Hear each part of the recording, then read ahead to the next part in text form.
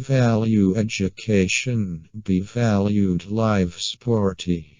Welcome to Reference Frame, a lighthouse of mathematics. Assalamu alaikum everyone, welcome to today's tutorial of reference frame. Hope all of you are doing well by the grace of Almighty Allah during this lockdown situation while you stay at home, and hope all of your family members are doing well by the grace of Almighty Allah. So kids, today I'm here with algebraic problems. Specifically, if I want to say, the specific topic is gonna be algebraic formulae. I got a lot of requests that you're facing problems with algebraic formulae. That's while you're going to solve problem related to algebraic formulae, then you just being confused that how to apply the algebraic formulae and when to apply which formulae. So I'm here today to discuss about those kind of thing, that how to apply the algebraic formulae more smartly and when to apply it. Okay, so here we just need to keep one thing in our mind, that we just need to focus on the destination. Destination means that we're asked to find and our given value. That means that we are given, based on that, based on which information we need to reach into our destination. Okay, so please don't be panic. So in our these sequences, this is a consequences of several lectures or several tutorials. In our these consequences, inshallah, we're gonna discuss about algebraic formulae of order 2. Algebraic formulae of order 2. We're gonna discuss about the algebraic formulae of order 3 in some other tutorials after finishing the consequences of algebraic formulae of order 2. Okay, so please be with me till the end to get or to be benefited. I hope, inshallah, if you will be with me till the end, all of you will be benefited by the grace of Almighty Allah. Okay, so okay, let's move to start. Okay, here we are with the third tutorial of the application of algebraic formulae of order 2. So look here, today's tutorial are gonna be more advanced rather than the previous two tutorials. So if you do not watch the previous two tutorials, please make sure that watch the previous two tutorials. Okay, otherwise this problem gonna be a bit tough for you to understand. Okay, today we're gonna start a sequential problem. Sequential problem means, look here, you can see a given value p square minus thrice p plus 1 is equals to 0. Sequential problem means, based on this value we find out a and b. Based on this value we'll find out a and b, and using this a and b we're gonna solve, inshallah, at least 12 to 14 problems just based on this value. That's how the question gonna be generated. Based on the same value, how we'll be asked to find different values in different time and how to apply the different algebraic formulae of order 2 in different time. Okay, so let us start.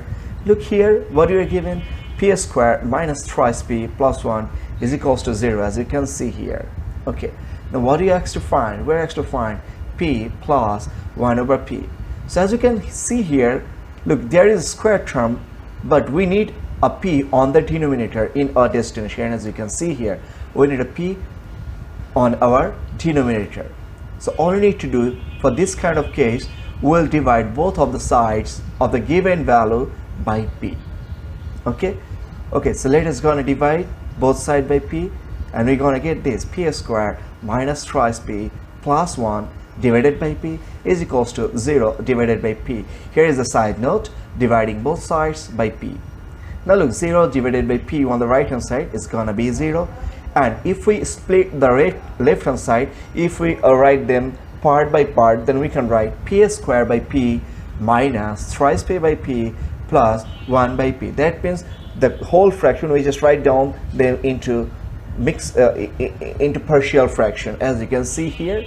Okay, that I've mentioned all here. So look, p square by p, that will give us the value p square by p, which is p. Now here p and p omit each other. Look, p and p omit each other, so we're gonna get only -3 and plus 1 over p as it is. So that there we can get p minus 3 plus 1 over p is equals to 0. And look at the destination, we need p plus 1 over p on the left hand side. Therefore, we will just move minus 3 1 to the right hand side. And by moving minus 3 1 to the right hand side, what do we gonna get? We're gonna get p plus 1 by p is equals to 3. Look, there we have reached into our destination. Okay, here this just the first two lines are the most important line, that you need to divide the both side by p. It's since here given p, that is p, if that is given with in terms of a, then it will divide with a, whatever it is. Okay, I know that you're smart enough and you will be able to solve it. Okay, so let us move into the next problem. Okay, so look, keep it in your mind, p plus 1 over p is equals to 3. Now what is our next problem? Our next problem is p minus 1 over p is equals to what? The same value. Look, and what did I say earlier? That we will solve a and b and then apply all the a and b in for solving all the problems, all the upcoming problems. Okay, so let us move forward.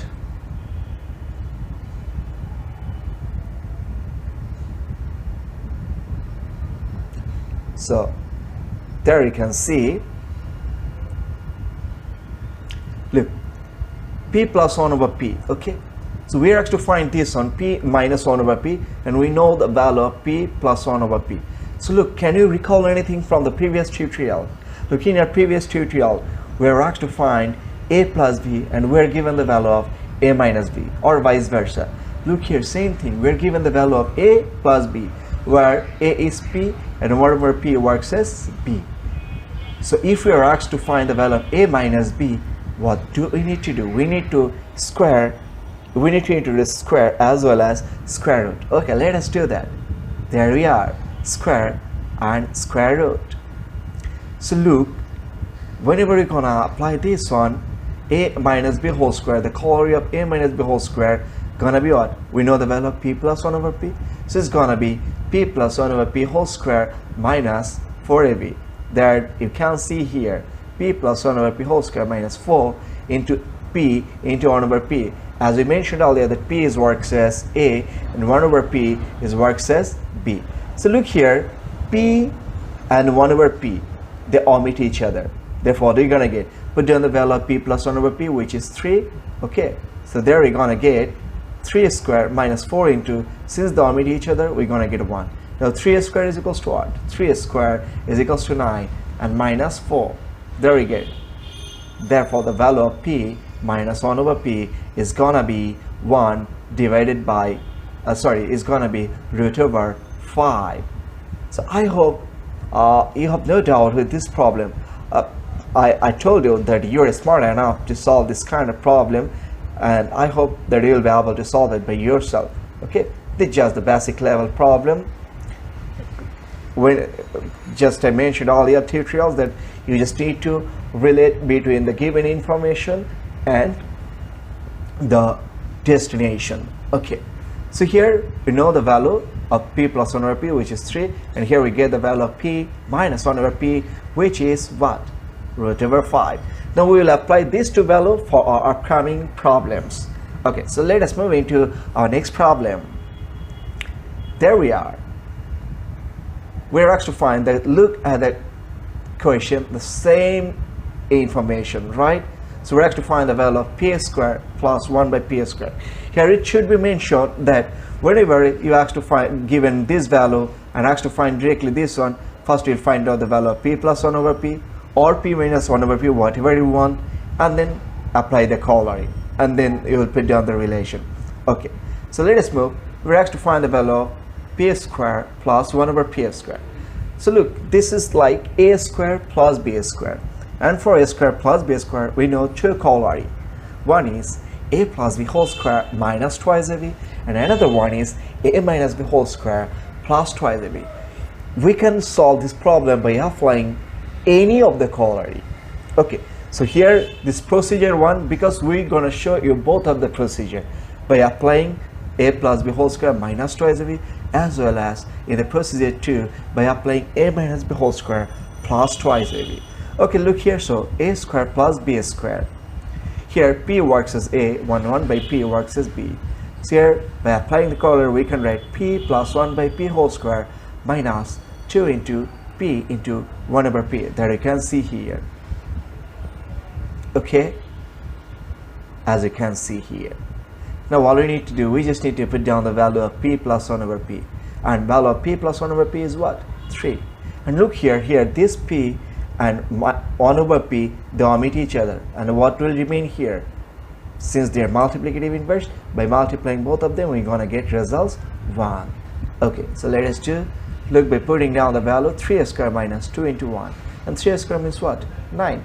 Therefore P square plus 1 over P square gonna be 9 minus 2, which is 7, as you can see here.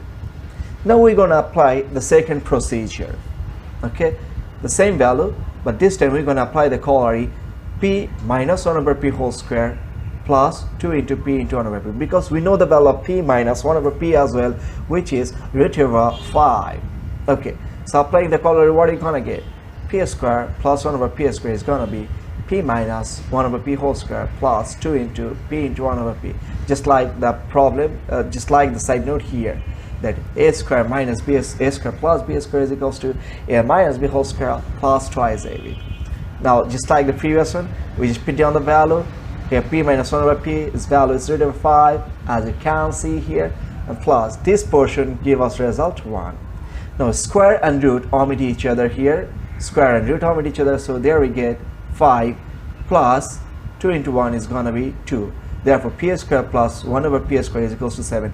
So whether you follow the procedure 1, that means by apply this corollary, the corollary of A plus B whole square minus twice AB, or you apply the corollary this one, A minus B whole square plus twice AB, that doesn't matter. In every case you will get the same result. This is the interesting or funny part of mathematics. So kids, hope you enjoyed today's tutorial, and I'm very much hopeful that this will be helpful for you to solve algebraic problem regarding to algebraic formulae of order 2. So all you need to do while you stay at home, you just solve some problem related to the problem that is solved in today's tutorial. Okay, because the more you practice, the more you will be adroit.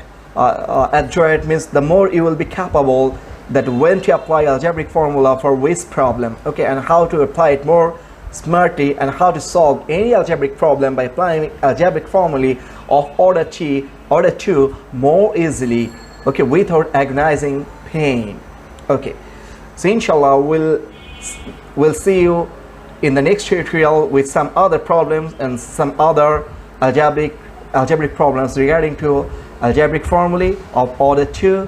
Till then, please stay safe, stay home, stay sound, and please keep me in your praying. May Allah bless all of us, and may Allah forgive us to overcome this hard luck situation of COVID-19 pandemic outbreak. Okay, all of you, please be blessed by Almighty Allah. Assalamu alaikum wa rahmatullahi wa barakatuh. Share your idea to build a happy Bangladesh.